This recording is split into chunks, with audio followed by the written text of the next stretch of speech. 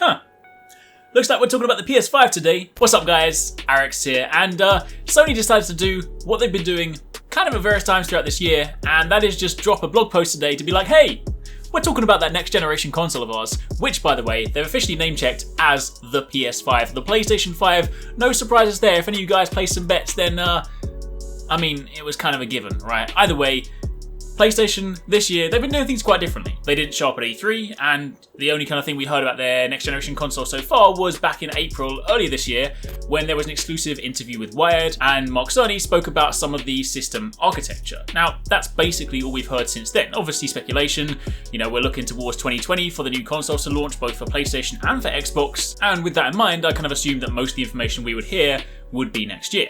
But PlayStation dropped a blog post today, which I've linked down below for those of you guys that want to read it yourself, alongside a Wired interview, same kind of thing, with a little bit more details, and they spoke about a few core things. They spoke about the release window for the PlayStation 5. Again, they officially name-checked it, because up until this point they've been like, the next console, which might be called the PS5, but we're not going to say it. Obviously, it's the PS5, you're not fooling anyone. And they also spoke about the Dualshock, the new Dualshock, which actually has some improvements to the triggers, the batteries, things like that. And they also spoke a little bit more about the hardware, kind of clearing up a few questions people had from last time. So we're going to go through that and talk about the most important thing. So starting from the very top, I'm going to go through some of the slightly more detailed bits in a second, but the kind of top level summary, the TLDR, the like, I just want to know quickly what's going on.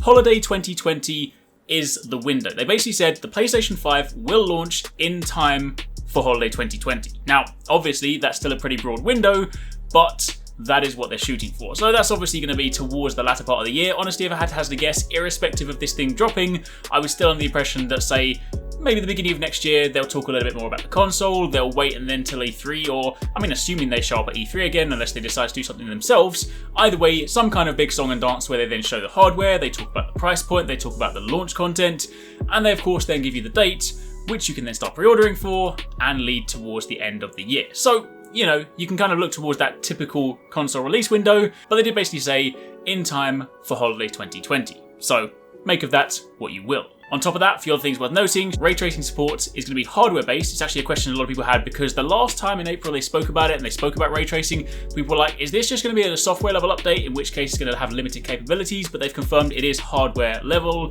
They of course said that the SSD will help with boot times, loading times and streaming, and the new controller has adaptive triggers, haptic feedback, new speakers, and USB Type-C. Additionally, you know that kind of concept image that's been doing the rounds that Gizmodo did like a report on? Supposedly, that is what the dev kit looks like. To be clear, dev kits always look very different to the, I mean, I say very different. Dev kits always look different to the final machine. Sometimes they're drastically different, sometimes they're slightly different. I think back to when I worked at Microsoft and like the Xbox One dev kit was not too far from the regular machine. Irrespective of that, point is, this is probably not what the console is going to look like. In fact, I would be willing to bet like the price of a console that it's probably not going to look this way. But this is supposedly what the current dev kit model is kind of looking like. Bear in mind, when it's a dev kit, early stages, it's essentially a glorified PC, right? They just throw a bunch of parts into it, get it to work, get it to do what it needs to do. They don't really care what it looks like. But supposedly, from the Wired interview, when they kind of had it in the office and had it in the kind of room they were showing it off, that's supposedly what the dev kit looked like. So, I mean, it looks kind of different. I know it's not what it's going to look like, but I always like those weird and wacky looking machines. Anyway, that's not important. That's your top level summary. So let's dive a little bit deeper and take a look at firstly the PlayStation blog post, because they spoke specifically about the new controller. They said, and I quote, "To that end, there are two key innovations with the PlayStation 5's new controller. First, we're adopting haptic feedback to replace the rumble technology found in controllers since the 5th generation of consoles. With haptics, you truly feel a broader range of feedback, so crashing into a wall in a race car feels much different than, say, making a tackle on a football field. You even get a sense of variety for textures when running through fields of grass or plodding through mud, that kind of stuff." On top of that, the second innovation is something they call adaptive triggers, which have been incorporated into the trigger buttons L2 and R2, and developers can then program the resistance of the triggers so that you feel the tactile sensation of drawing like a bow and arrow or accelerating an off-road vehicle through a rocky terrain. In combination with haptics, this can then produce a powerful experience that better simulates various actions. Game creators have started to receive early versions of the new controller, and we can't wait to see where their imagination goes with these new features at their disposal. So, I mean, that sounds pretty cool, right? Obviously an evolution to the controller. I do still kind of hope, I know this is always kind of like a point of contention because PlayStation controllers, form factor wise, have largely remained very similar over the years. I personally have always been a fan of the Xbox controller more so. I know, I apologise, maybe it's kind of got like bigger hands or something.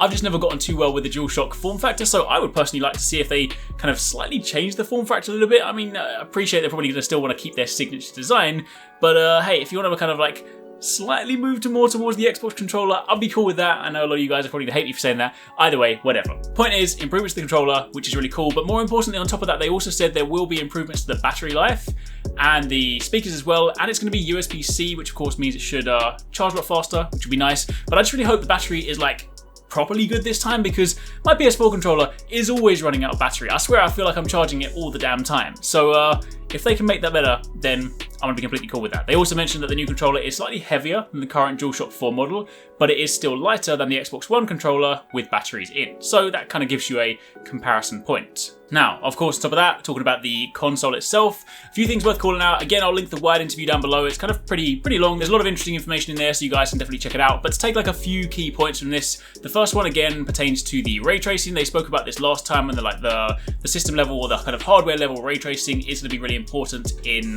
the game because not only can you use this for conventional like graphic related things, but you can also use ray tracing for a load of like gameplay related things. However, one of the things that Mark Cerny said he got a lot of questions on last time was because a lot of people thought this was going to be like a system level, like a software level update, and as a result of that, that might kind of limit its applications. But he has confirmed that the ray tracing in the PS5 is going to be hardware level. I'll admit, I'm not a hugely techie person. I know what ray tracing is. I don't necessarily know the ins and outs of like exactly what hardware level ray tracing is going to afford us, but the point is, for those people that know that stuff and worried about that stuff, he's confirmed it's hardware level. And I understand from people that know this stuff, that's a good thing. So I'm sure my guys over at Digital Foundry will do a complete breakdown on that at some point, so you can rely on them to tell you the finer details. But they also spoke about the SSD. They said that, of course, this is going to allow for like so many more things than just like faster load times. They said, and I quote, back to the PS5's solid state drive, it's not just the speed that makes the SSD formidable, he says, but the efficiency it offers. Think about the hard drive in a game console spinning like a 5,400 RPM vinyl record. For consoles to read a piece of information off the drive, it first has to send out the disk head, like a turntable needle, to find it. Each seek, as it's known, may only entail a scant handful of milliseconds, but seeks add up. To minimize them, developers will often duplicate certain game assets in order to form contiguous data blocks, which the drive can then read faster. We're talking common stuff here like lampposts and things like that. But of course, the problem with this is this data all adds up, and sometimes data can be duplicated 400 times on the hard drive. But of course, with the SSD having the much faster, like just the raw read speed, you can of course avoid a lot of that stuff. So this then means when it comes to worlds, there's like loads of different ways developers can use this. They could either just use this to minimize their, their patch sizes. They could use this to create even bigger, more expansive worlds. They could use this to make it so that like, there's a lot more stuff going on in like a much smaller space of like, I don't know, a city or something like that. Or even when it comes to like, they often use Spider-Man as say the comparison point for this, because when you're swinging high speed through a city, there's only so much you can do because the city still needs to load at that pace. So obviously if you can then increase those loading times, then you get to a position where you can start like, doing a lot more with the game. So, SSD, there'll be all your games that'll be installed in that, so of course you're gonna have a much better time in the process. However, one of the things that I thought was really interesting, and they mentioned this in the wide interview, is that, and they haven't kind of gone into the specific granularity for this, but they've basically alluded to the fact that when it comes to installing games, you'll actually have some more control over the way that you install things. So instead of just installing a whole game as a package and being like, all right, this is Uncharted 4, boom, done, right? Instead, you'll be able to specifically choose the parts you want to install, like within reason. It might be one of those things where, say Call of Duty comes out and you only want to play the multiplayer, then you can just install the multiplayer component instead of having to install the entire game with all the single player stuff, all the kind of unnecessary data you don't really care about.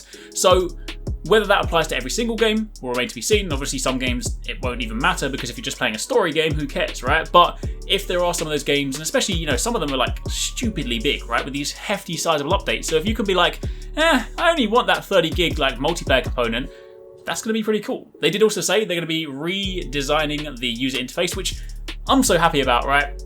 Again, I appreciate everyone likes different designs. I don't like the PlayStation dashboard, alright? I've never liked the PlayStation dashboard. To be fair, I'm also not a huge fan of the Xbox One either. I mean, people just need to work out how to do their UI. I don't know the answer to that, I'm not a UI designer, but I just don't like the PlayStation UI. It's kind of basic, right? But either way, they've said they're going to be redesigning it. Quite how much, we don't know just yet, but what they have said is they want to start bringing elements from the game into the dashboard level. So, for example, you want to find out what, say, you're doing in a game right now. You have to boot up the game, find out what's going on, you know, reboot the game, find out what's going on again. What they want to try and do is make it so that you can find a lot of the stuff from the dashboard before you load the game. So, for example, if your friends are playing like an online lobby and you can sort of see literally by turning on your console, oh yo, they're in like, I don't know, they're in a hunt in Monster Hunter. I mean, I don't know whether it'll apply this way, but principally, they're in a hunt in Monster Hunter, let me join right now, and you can join directly from the dashboard. Or it might be like, oh, I'm playing like Spider-Man, and what was the last mission I was on? And just from the dashboard, you can be like, oh yeah, I was on this mission where I had to go and rescue Aunt May or do something like that, right? And you can be like, okay, cool, I'm gonna go and jump in right at that. So that way you can find out a lot more about the game without actually having to boot the system, which sounds quite interesting. Again, I mean, it's gonna save like little bits of time, but still, if they can make those improvements and you have that kind of transparency, you can just directly from the dashboard just jump in and be like, oh yeah, cool. I know what I need to do. I've got time to do that. That can be kind of cool. So yeah, either way, that's a little rundown on some of the stuff that we have so far in the blog post. So confirmed release for in time for holiday 2020, official name PlayStation 5, new controller Dualshock 5 with haptic feedback and adaptive triggers.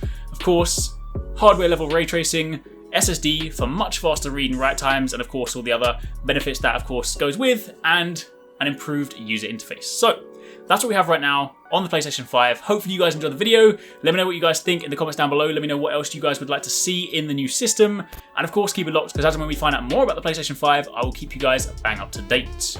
I really hope you guys enjoyed that video. Remember to hit that subscribe button and also click on the little bell icon to turn on notifications so you don't miss my next upload. Also, don't forget, you can check out 269 and Paradise Central streaming over on Twitch 6 days a week. You can find a link to the multi-stream in the description box down below. Be sure to drop by and get involved. Thanks again for watching. Take it easy. Catch you next time. Peace out.